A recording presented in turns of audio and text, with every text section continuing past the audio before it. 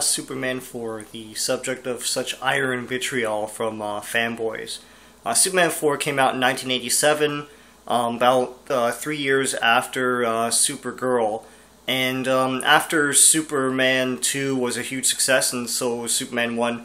Superman 3 didn't fare so well, and Supergirl didn't do well at all at the box office, so the Salkinds decided to take one last kick at the can at the Superman movie franchise and released Superman 4. Superman 4 is about the nuclear arms race in the 1980s. America and the USSR were embroiled in a battle where they would stockpile nuclear weapons and keep stockpiling them, and it was pretty scary at the time. If they were to detonate all those nuclear weapons at the same time in a nuclear exchange, the world would end. All life on the planet would cease to exist eventually. I mean, most people would die in one fell swoop, and then the rest would die in cancerous, really bloody, disgusting, pus-filled ways. But anyways, that didn't happen, thank God. But a lot of movies were made at the time about something like that, and Superman 4, the premise of it is that what if Superman did exist in this time period, and Superman could get rid of all the nuclear weapons, what would happen? So that's basically what happens. Some kid writes to the Daily Planet asking for Superman and says, why can't Superman just swoop in and save the world from this nuclear problem? And Superman decides to help out after some soul searching, and he gets a giant space fish net or something, and all the countries launch their nuclear weapons into space. He gathers them all up and throws them into the sun. And he does this in phases, so they show phase 1. Meanwhile, Gene Hackman is back as Lex Luthor, and he wants to cash in on this somehow, so he decides to create a man made of nuclear power, which will keep the threat alive.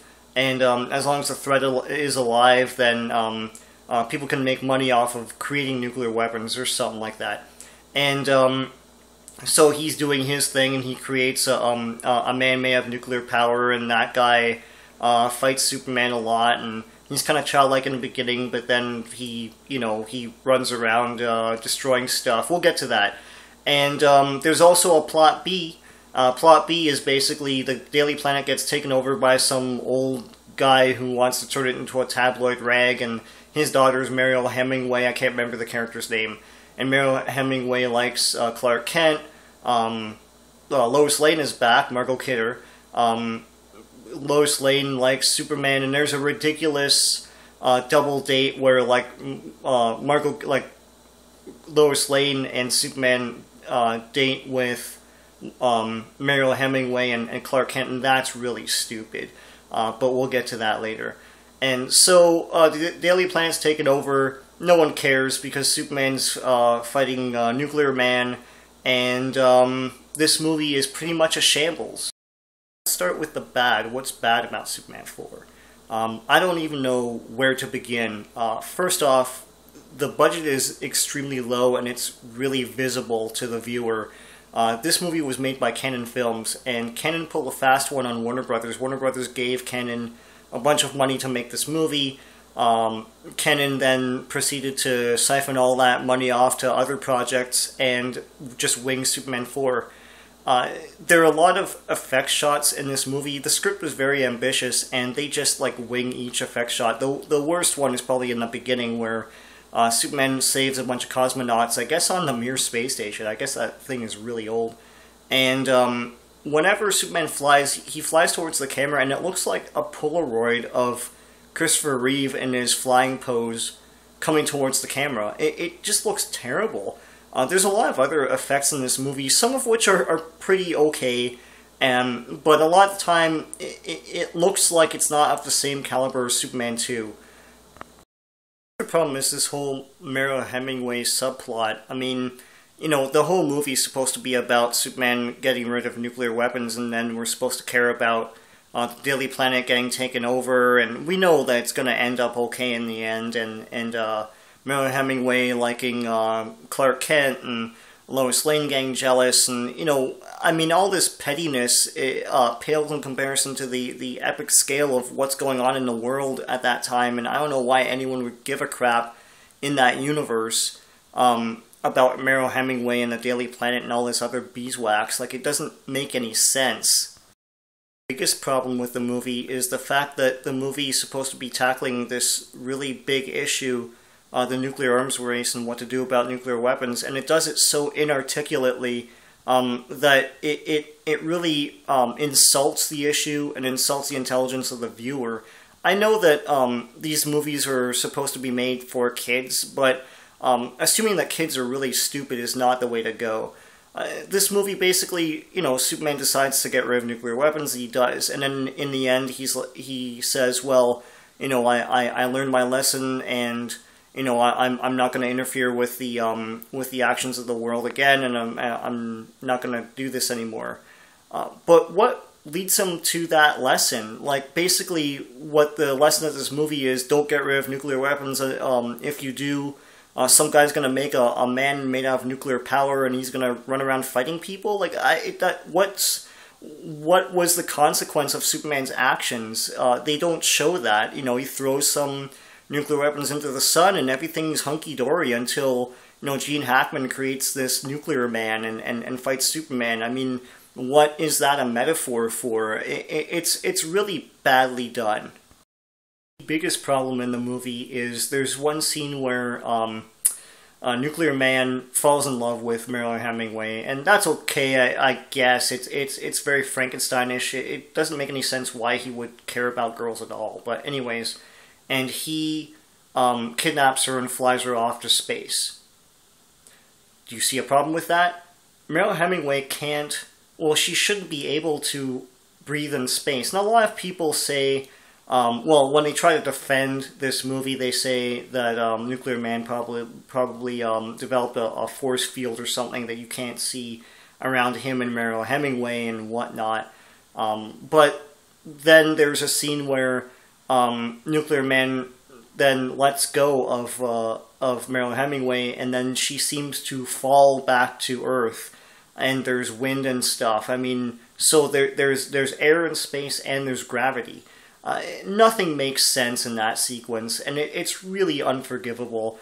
I wish someone would make a Superman 4 Special Edition where they CGI over Nuclear Man, because, I mean, as cool as he is with his powers and all that, he looks like an 80s relic, but the CGI over him, make him a cool creature. Draw force fields around like Mariel Hemingway. Just try to fix this movie, like once and for all, for like the 4 people that care in the world. But anyways, that's a huge problem. That's unforgivable. When I was a kid, I knew that, you know, you couldn't breathe in space, so I'm not sure what's going on here. In Superman 2, they show astronauts with spacesuits. Actually, I just remembered in Superman 4 they show astronauts in spacesuits. In the beginning, the Russians. Are they saying that Americans can breathe in space but Russians can't?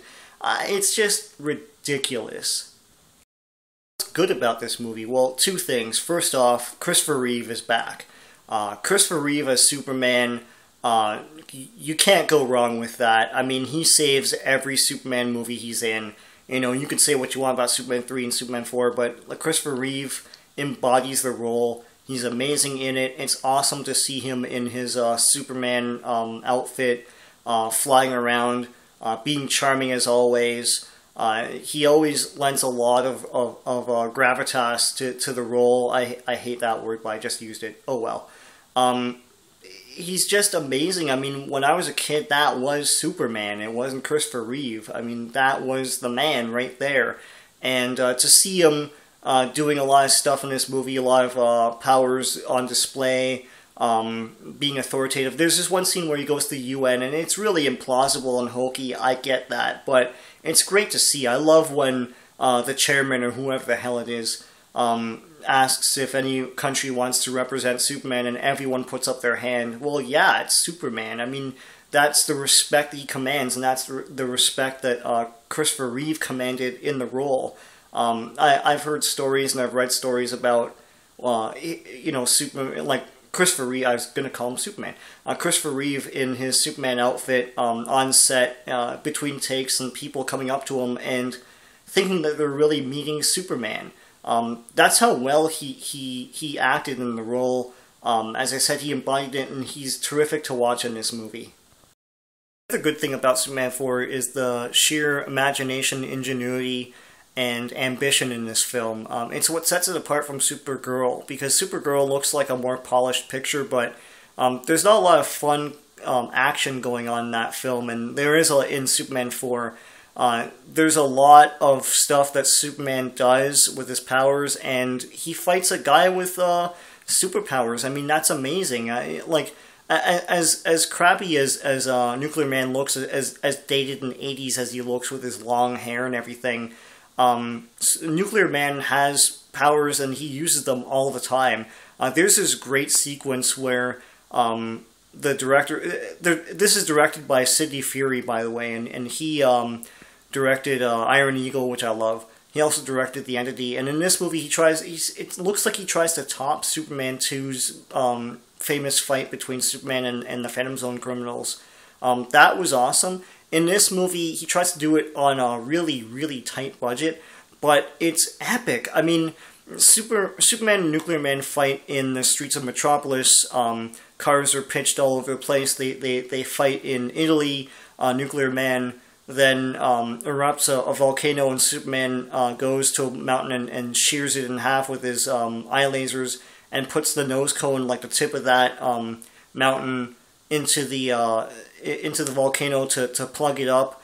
They go to the Great Wall of China and blow up the Great Wall of China. They go to Russia, and Superman saves all the Russians from nuclear weapons that are trained on them. There's a lot of extras in that scene too. It's pretty ambitious stuff. And then they go to New York, and Nuclear Man then picks up the Statue of Liberty and flies away with it, and Superman chases him and gets the Statue of Liberty back and puts it back in place. They fight in space. Nuclear Man breathes like some sort of ice air on Superman, kind of Superman's powers, and Superman is encased in ice, and then he breaks free from that. They fight on the moon.